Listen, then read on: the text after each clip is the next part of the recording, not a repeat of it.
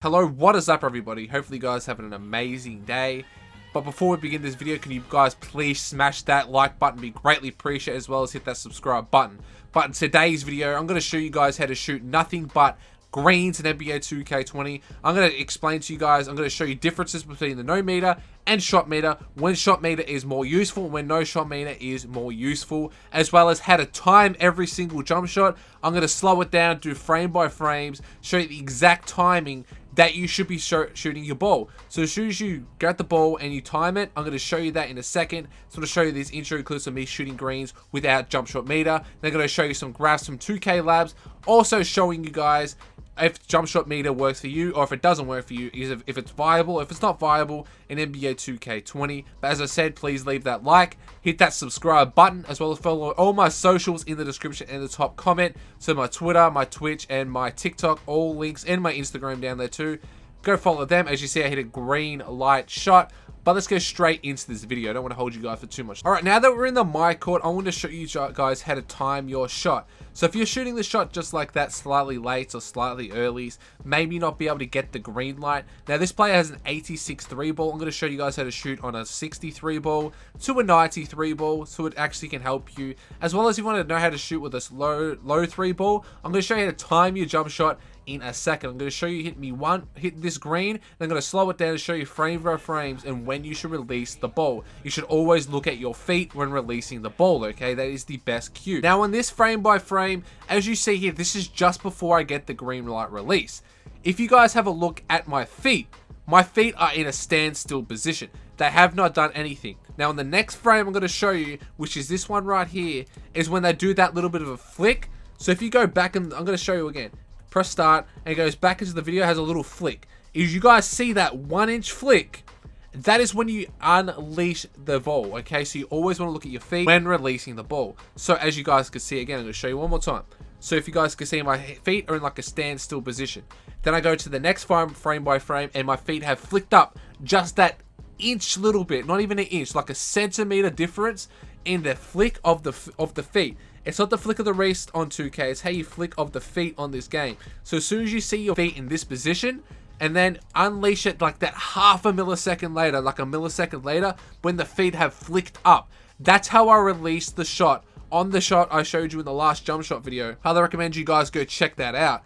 This is the best base for any single quick draw, but that's how to time the base for a Hall of Fame quick draw, and how to time it for any single shot. And that's why I like to have no shot meter. Now I'm going to go to the graphs from 2K Labs and have a look at the different shooting. So as you guys can see here, as a 63 ball with shot meter versus no shot meter. We'll have a look at the slightly early, the slightly late, because they're the only ones that really matter. The orange line is the no meter, the blue line is the meter.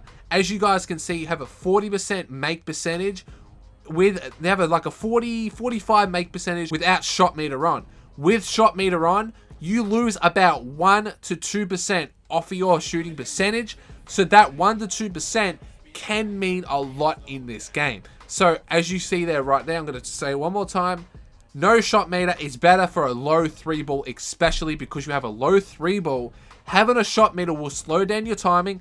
This is a known fact. Shot meters slow down the timing of your releases, and they actually drop down your green percentage, and your make percentage actually is dropped down, as you guys can see there, with a 63 ball. So a no shot meter is way more viable than shot meter for a 63 ball. Now people with a 75 3 ball and below, they're using base 98 for an example. Doesn't really matter what base. If you know how to time your shot, it shouldn't really matter. But the underneath numbers, as you see, slightly early and slightly late, that middle bit, the 700 millisecond is the green light. With no meter, you increase your shooting percentage by about 20%. So with a 75 3 ball and above, no shot meter is the obvious choice to use. Without the shot meter, you increase your shooting by 20%. Without it, you're losing 20% of the time of your shot. So your green percentage will go down drastically, and your make percentage will go up and down depending on how you time the shot. But for 75 3 ball and above, a no shot meter is 110% viable and a must have, especially for low 3-point shooting. But as you guys can see, the shooting from 60 overall wasn't that big of a jump. It was like a 2-3%. with no shot meter with a 75, it has a massive increase in your shooting percentage, and that can help you make your shots more of the time. Let's go have a look at the 93 balls. As you guys can see with a 93 ball, with the meter on, you have about a 92% chance of getting a green, because that middle part is the green. But with the no shot meter, it increases it to 100%. So if you know your timing of the shot, so if you know your timing 110% of the time, I showed you just earlier how to release the ball, go to the my court, practice it. If that does not work, go to the park, practice it. Go to the pro-am, practice it. Practice makes perfect. Obviously, when you try and get a new shot, put on meter for your first game, get the timing down. But if you're getting slightly early and slightly late every single shot you take with the meter on, get rid of it. Get rid of the shot. It's not going to make you better. With no shot meter, it's going to make you better at the game. It's going to make you hit more greens because it increases your green percentage and your make percentage. As you guys can see from this graph, no shot meter is 110% viable. It is a must-have for your shooting. That is why you see people with shot meter, people call them bums. Because if you use a shot meter, you are classified bum. Okay? Because your shot percentage, your make percentage, and green light percentage is drastically lower, especially if you're using a 73 ball to like an 85 3 ball. Your shooting percentage is drastically lower than someone with a no shot meter on. But they are the graphs, and that is how to time your jump shot. Now I'm going to give you some good badges as well, and some good jump shot bases. Now with the bases, you need a good upper release, because upper releases make them look sexier and better. But let's get straight into that part. But as I said, no shot meter is 110% more viable than shot meter. Stop using jump shot meter and increase your percentage of making the shot a lot higher and become a better version of yourself in the park. Stop losing to people because you know your timing of the shot, but you have the shot meter on. Shot meter on is holding you back, man. That's how you get better. You get better by playing better people. Stop running on the park. Stop it. Stop running. It's July. Obviously, turn your shot meter off. Now let's go into the best shooting badges and bases for you boys. Alright boys, now these are the shooting badges I have equipped with my 30 shooting badges. So say if you have 20, I'm going to take away 10. Some badges that you don't need. These are the badges that you only need. I'm going to show you the badges that you only need, okay? Because obviously some of you guys don't understand that some of these badges are useless. The number one most useless badge, this is the most hyped up badge I've ever seen, is Green Machine. On my two-way slashing player or any player that has like 10 shooting badges, I don't use it. The reason I don't use it is because it's all mental, okay? With Green Machine, it increases your green light percentage by what? 0.1, 0.2. And in hindsight, do you need that? No, because I just showed you how to time your shot. So if you don't know how to time your shot, you don't need Green Machine. It's just, if you have extra badges, put it on, of course. But if you haven't got badges to waste, don't put it on.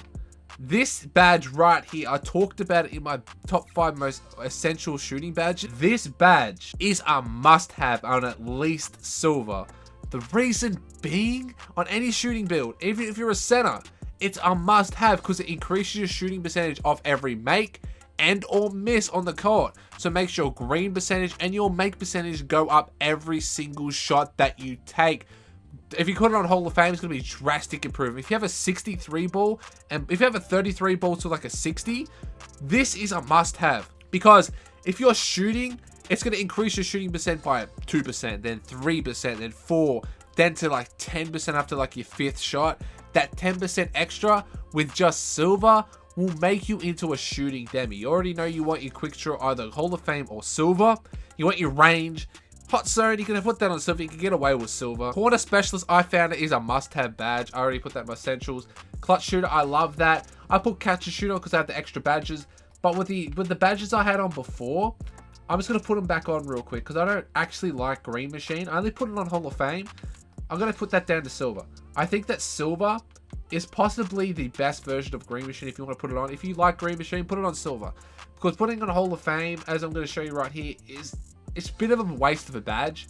But if you put that on silver, and then just have that silver, if you have 40 badges, I'd recommend that.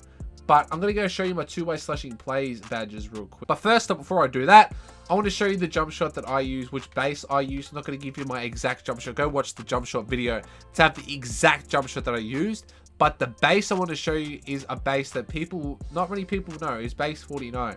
That is the base I was showing you how to time the release, but that's what I use for Hall of Fame quick draw. I've been using it for silver quick draw too, and I found out on my two-way slashing play, with this quick draw, it actually makes me hit a lot more shots with no shot meter on. But I'm going to show you my badges for my two-way slashing play real quick, because, you know, people need to see different badges for different play tiles, you know. Alright, now that I'm on my two-way slashing playmaker, I'm going to show you my 3-ball and stuff before I show you, because these are the badges I use for a low 3-ball, which is a 68. Obviously, he's not all the way done, but the shooting badges that I use personally, I use my volume shooter, my quick draw, my range, and my corner specialist. I found out they are the 4 most essential badges I use on this build, especially because I need that. And obviously I have my clutch shooter on, because just in case I go down in a game, or I want to hit a game winner, I need to have that on, because look what it says. It receives a large boost to your shooting. That's the reason I have my clutch shooter on, but they're the most 4 essential badges I use. You don't even really need Hot Zone Hunter. I've seen a lot of comp players don't use Hot Zone Hunter. I don't know if it's true. I don't really know if it's like viable that you need it. But, you know, Hot Zone Hunter is not that much of a useful badge if you just know your shooting percentage, because you already know hot zones on this game are really, really bad. If you shoot like 2 bad shots, you're going to automatically lose your hot zones. But they are the badges that I was using. That is how to shoot with no shot meter. Is no shot meter viable? I talked about that throughout the video. But anyway, guys, thank you so much for watching. Don't forget to follow all my socials. Leave that like. Hit that subscribe button. Thank you for the love and support. Catch you guys in the next one. Peace out, man. I love you guys. 70k before 2k21. Let's try and get it. Only got my grand badge, boys. Let's go. Snap it. I gotta snap an ankle right here, right now. Oh, he's a perimeter lock. That doesn't matter. He's on his stomach, man. Kid, I feel sorry for this boy. Oh my god, rest in peace. I'm sorry, mate. I don't want to have to do this. I unlocked my grand badge. You know what time it is? Oh, take a seat. Sit down. Think about what just happened. I'm here for you.